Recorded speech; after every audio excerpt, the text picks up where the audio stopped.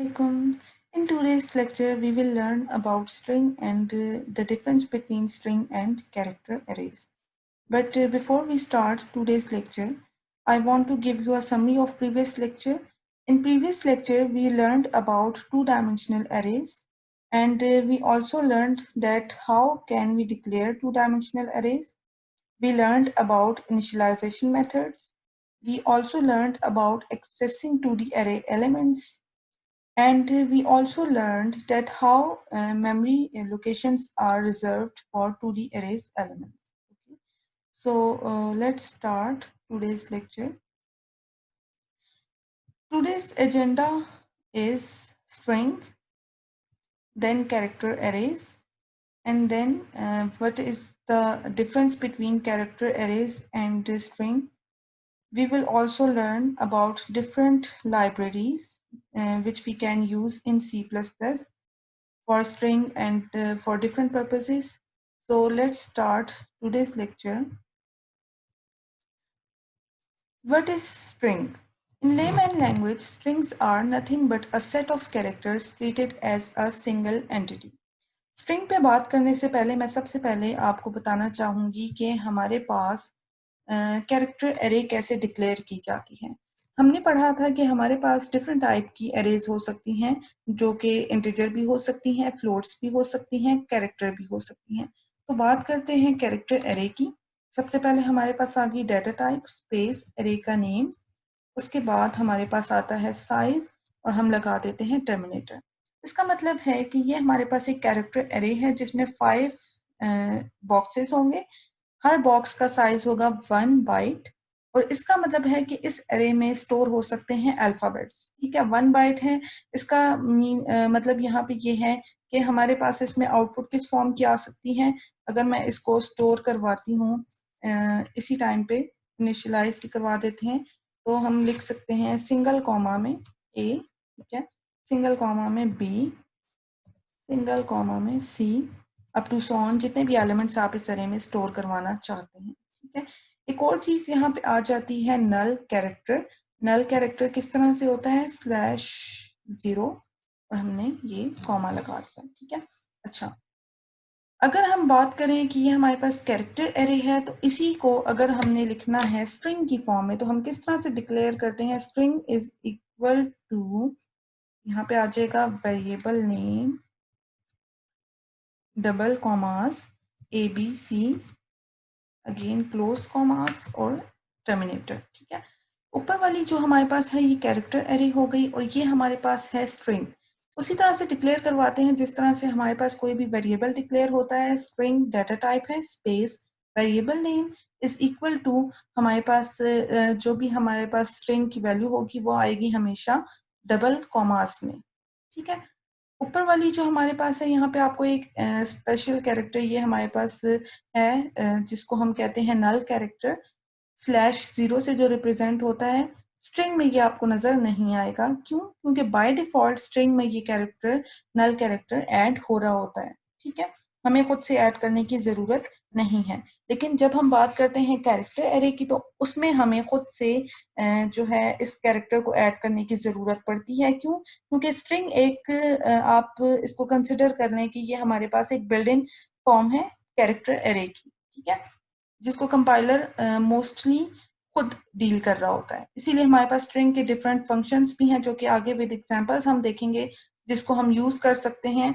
और अगर हम उस वही काम कैरेक्टर एरे के साथ करना चाहेंगे, तो उसमें हमें खुद से लॉजिक बनानी पड़ेगी हर फंक्शन के लिए। ठीक हो गया, तो यहाँ पे क्या डेफिनेशन है जी के स्ट्रिंग हमारे पास क्या है, a one dimensional array of characters enclosed within double quotes terminated with a null character। तो ये तीनों बातें हमने देख ली कि हमारे पास कैरेक्टर एरे में क्या डिफरेंस है और स्ट्रिंग में हमारे पास क्या है, डबल कोट्स आ रहे हैं। ठीक है, नल कैरेक्टर नहीं आएगा, कंपाइलर खुद से ऐड कर लेगा। तीसरी चीज की ये भी हमारे पास एक फॉर्म किसकी है, वन डायमेंशनल एरे की है। ठीक है, अगर आप यहाँ पे ब्लॉक्स को देखें तो यहाँ पे हमारे पास स्ट्रिंग की एक सिंपल सी एग्जाम्पल है, जिसमें स्टार्ट में सारे के सारे 0 से लेकर 4 इंडेक्स तक कैरेक्टर्स ऐड हैं और लास्ट में आपको एक नल कैरेक्टर नजर आ रहा होगा। ठीक है, उससे नीचे अगर आप देखें तो हमारे पास क्या है, एड्रेसेस हैं। फॉर एग्जाम्पल इसका एड्रेस है 23452 तो नेक्स्ट का एड्रेस है 23453, उससे नेक्स्ट का एड्रेस है 23454। मीन्स हर जो बॉक्स है वो कितने कितने बाइट्स रिजर्व कर रहा है, 1 बाइट रिजर्व कर रहा है, और 1 बाइट में सिर्फ और सिर्फ एक कैरेक्टर ही आ सकता है। ठीक हो गया। तो इसका मतलब है कि कैरेक्टर एरे और स्ट्रिंग में ज़्यादा डिफरेंस नहीं है, बस थोड़ा सा डिफरेंस है। तो हम कैरेक्टर एरे को भी यूज़ कर सकते हैं और हम उसकी जगह स्ट्रिंग को भी यूज़ कर सकते हैं, बट इजी फॉर्म जो है वो स्ट्रिंग है। ठीक है, okay, let's see the example here. आपको यहाँ पे जो पिक्चर नज़र आ रही है, यहाँ पे हमने क्या किया हुआ है, एक कैरेक्टर एरे ली हुई है। ठीक है, सिंपल, उसमें हमने साइज नहीं दिया हुआ क्योंकि हम यहाँ यहीं पे साथ ही इसको इनिशियलाइज भी करवा रहे हैं इस फॉर्म में। अब हम अगर कैरेक्टर्स को देखें तो कैरेक्टर्स हमारे पास सेव हो रहे हैं हेलो वर्ल्ड। ठीक है, हेलो के बाद हमने क्या किया हुआ है, सिंपल कॉमा स्पेस दी हुई है, देन हमने वर्ल्ड को एंटर करवा दिया। उसके बाद एक आपको ये मार्क नज़र आ रहा है, एक्सक्लेमेटरी मार्क। उसके बाद हमारे पास ये नल कैरेक्टर है जो कि हमने खुद से एंटर किया हुआ है। क्यों एंटर किया हुआ है, क्योंकि यहाँ पे हमने कैरेक्टर एरे की बात की है। ठीक है, अभी हम स्ट्रिंग की बात नहीं कर रहे, स्ट्रिंग में तो खुद ब खुद बाय डिफॉल्ट ही ये कैरेक्टर जो है नल कैरेक्टर ऐड हो जाता है। ठीक है, तो सिंपल हमने जब वैल्यू को प्रिंट करवाना है तो हमने क्या कर दिया, लिख दिया जो भी हमारे पास एरे का नेम है हेलो वर्ल्ड, वो सारी वैल्यूज प्रिंट करवा के दे देगा। और जब लास्ट में नल कैरेक्टर आएगा तो कंपाइलर को पता चल जाएगा कि ये नल कैरेक्टर है। इट मींस कि हम बिल्कुल at the end of string और कैरेक्टर एरे की जो भी वैल्यूज हैं वहां पे पहुंच चुके हैं, तो उसके बाद हमने कोई भी ऑपरेशन परफॉर्म नहीं करना। ठीक है, अच्छा, character arrays can also be initialised using string literals. In this case, no null character is needed as the compiler will automatically insert one. अच्छा, अगर हम बात करते हैं कि हमने कैरेक्टर एरे को एज अ स्ट्रिंग ले लिया है, जैसा कि आपको नीचे एग्जांपल में नजर आ रहा है कि हमने यहाँ पे क्या डिफरेंस है पिछली एग्जांपल से, प्रीवियस एग्जांपल से, कि वहां पे हमने सिंगल कॉमास में वैल्यूज इनिशियलाइज करवाई थी, यहाँ पे हमने डबल इन्वर्टेड कॉमास यूज किए हैं। उसके दरमियान में हमने जो भी वैल्यू लिखी वो एज अ स्ट्रिंग काउंट हो जाएगी। ठीक है, तो इसका मतलब है ये हमारे पास स्ट्रिंग के तौर पे काम करेगा, है ये कैरेक्टर एरे ही, लेकिन इसको हम स्ट्रिंग की तरह भी इनिशियलाइज करवा सकते हैं।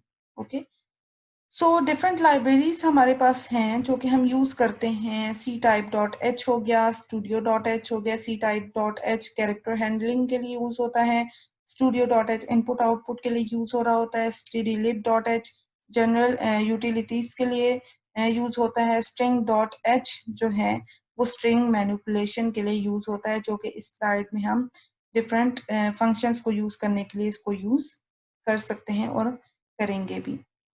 इसके अलावा हम सी टाइप की एक एग्जाम्पल देख लेते हैं कि इसको किस तरह से हम यूज करते हैं। यहाँ पे देखें, आपको एक सी स्ट्रिंग नजर आ रहा है। ठीक है, प्रीवियस स्लाइड में हमने क्या देखा था कि सी टाइप है, टाइप का मतलब है कि सिंपल हम क्या करते हैं, यहाँ पे एक स्ट्रिंग टाइप ले लेते हैं। ठीक हो गया, ओके। सो यहाँ पे आपको डिफरेंट एरेज नजर आ रही हैं, एरेज कैरेक्टर एरेज हैं, और इसको हमने एज अ स्ट्रिंग इनिशियलाइज करवाया है।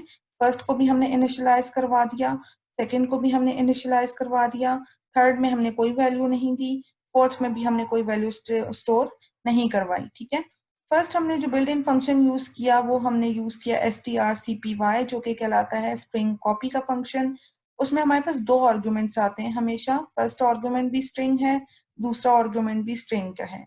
ठीक है, अच्छा, कॉपी का मतलब ये है कि जो फ्रेगमेंट 1 में वैल्यूज होंगी वो किस में कॉपी हो जाएंगी, फ्रेगमेंट 3 एरे में कॉपी हो जाएंगी। इसमें पहले कुछ नहीं था तो इसमें कौन सी वैल्यूज आ जाएंगी, ये वैल्यूज इसमें आके कॉपी हो जाएंगी। जब भी आप इसको प्रिंट करवाएंगे तो आपको ये वैल्यूज नजर आएंगी। ठीक है, strcat, strcat भी कहते हैं इसे, स्ट्रिंग कंकैटिनेशन होता है ये। ठीक है, इसका मतलब ये होता है कि दोनों स्ट्रिंग्स जो आपने वेरिएबल्स इसमें दिए हैं वो दोनों आपस में कंकैटिनेट हो जाएंगी। मींस फ्रेगमेंट 3 में हमारे पास क्या स्टोर हो चुका है, IMAS। ठीक है, ये वाली जो वैल्यू थी वो स्टोर हुई थी ऊपर, जो हमने कॉपी का फंक्शन यूज हुआ था, वो कहाँ पे जाके साथ लग जाएंगी, फाइनल स्ट्रिंग में जो वैल्यू पड़ी हुई है यहाँ पे आके अब ये वाली वैल्यूज स्टोर हो जाएंगी। ठीक हो गया, कंकैटिनेशन का मतलब है कि दोनों स्ट्रिंग्स को आपस में जोड़ देता है, मींस अपेंड कर देता है वैल्यू सेकंड स्ट्रिंग की फर्स्ट स्ट्रिंग के वैल्यू के बाद।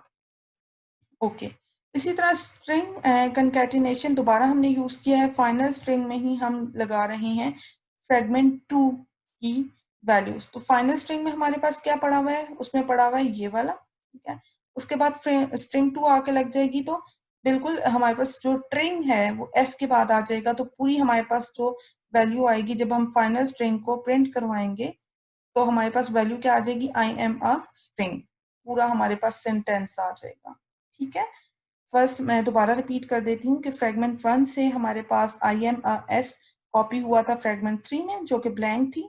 देन फ्रेगमेंट 3 से यही आई एम एस कॉपी हुआ फाइनल स्ट्रिंग में के साथ जाके लग गया यहाँ पे, जो कि ऑलरेडी ब्लैंक थी, कुछ भी नहीं था, उसमें जाके कंकैटिनेशन हो गई।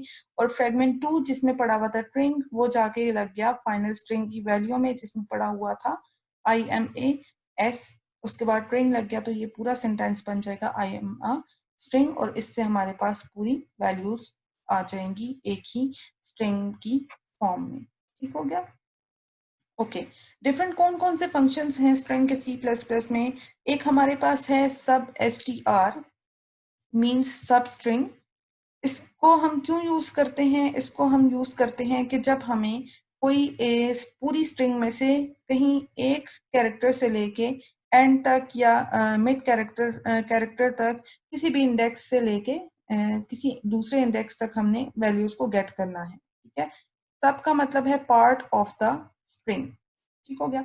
स्ट्रिंग कंकैटिनेशन हमने प्रीवियस स्लाइड में देख लिया कि क्या कर रहा होता है, अपेंड कर रहा होता है स्ट्रिंग को सेकंड स्ट्रिंग को फर्स्ट स्ट्रिंग में, ठीक है। स्ट्रिंग कंपैरिजन हमारे पास सीएमपी यूज होता है कि जिस टाइम पे दोनों स्ट्रिंग्स इक्वल होंगी उस टाइम पे हमारे पास आउटपुट 0 आएगी। स्ट्रिंग 1 अगर स्ट्रिंग 2 से ग्रेटर होगी तो हमारे पास आउटपुट पॉजिटिव आती है, ठीक है। अगर हमारे पास स्ट्रिंग 1 स्मॉलेस्ट है स्ट्रिंग 2 से तो उस टाइम पे हमारे पास आउटपुट क्या आएगी, नेगेटिव आती है, ठीक है। ओके, सो हमारे पास कंपैरिजन किस बेस पे हो रहा होगा, इन दोनों स्ट्रिंग का आपस में आस्की वैल्यूज के बेस पे कंपैरिजन हो रहा होता है, ठीक है। strcpy स्ट्रिंग कॉपी का फंक्शन है जो कि स्ट्रिंग 2 को कॉपी कर देगा स्ट्रिंग 1 में जाके। strlen string length find out करता है, यहाँ पे हमने स्ट्रिंग 1 दी हुई है तो इसकी हमारे पास क्या आ जाएगी, लेंथ आ जाएगी पूरी स्ट्रिंग की।